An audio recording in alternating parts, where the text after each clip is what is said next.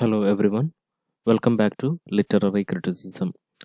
We are continuing Aristotle from where we stopped in the last class. In the last class, we got introduced to the Greek philosopher Aristotle and his famous book Poetics. We have also seen a plan of poetics and how chapters and topics are arranged in it. Now we will study how Aristotle evaluated the theory of mimesis, that is, imitation.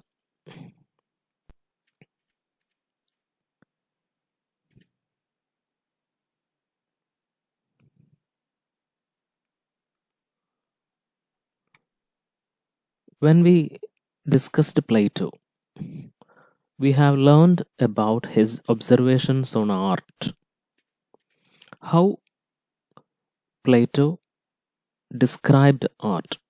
According to him, all artistic creations are imitations, that is, mimesis. Aristotle was a disciple of Plato. Aristotle agrees with Plato that art is an imitation or art is mimetic. See, an artist painting somebody who is sitting in front of him. He is trying to imitate what is in front of him. He is trying to imitate the reality. This is how an artist imitates reality. This can be applied to a writer. A writer is writing a novel or a poem or anything. It is imitated from the reality. Aristotle said that art imitates three things. What are the three things that art? Things as they are or were. That is, you can say present or past.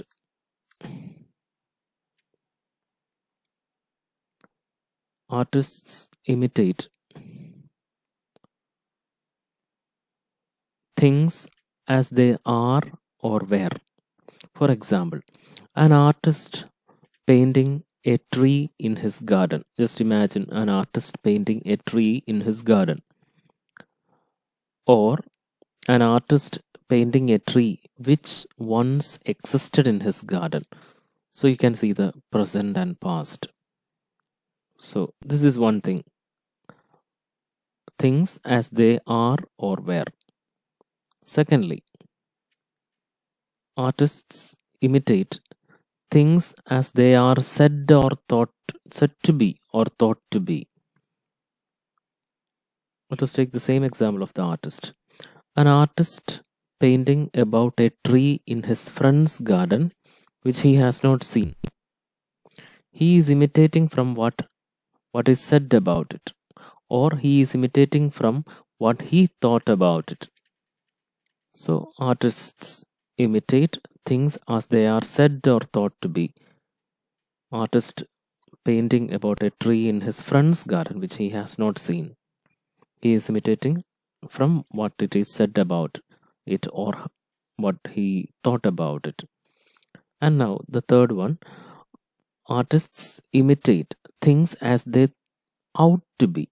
Ought to be means how it should be. For example, an artist imitates an ideal tree that should be there in his garden. He is imitating from his imagination. He has not seen it ideal. So this is very important. That is, Aristotle said that art imitates three things. One, things as they are or were. Things as they are said to be or thought to be. And three, things as they ought to be. Or in other words, he or she imitates what is past or present, what is commonly believed or thought to be, and what is ideal. Then Aristotle believes that there is natural pleasure in imitation, which is an inborn instinct in men. So Aristotle believes that there is a natural pleasure in imitation. When we imitate something, we get a pleasure.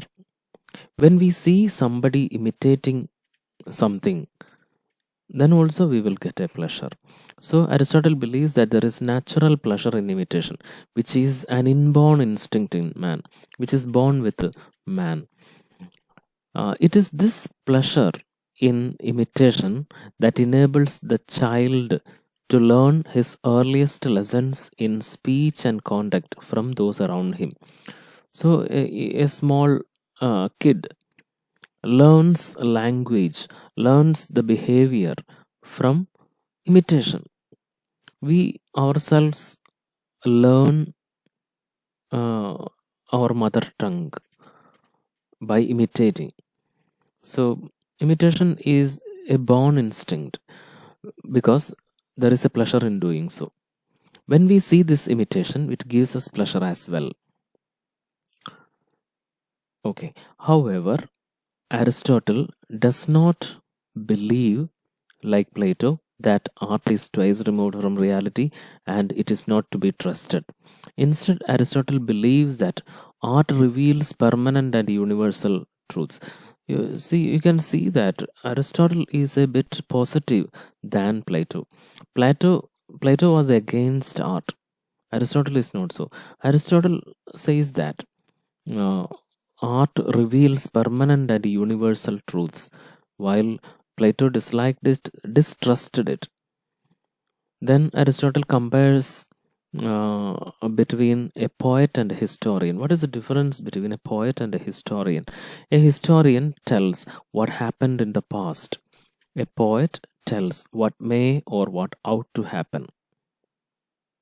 That is the difference.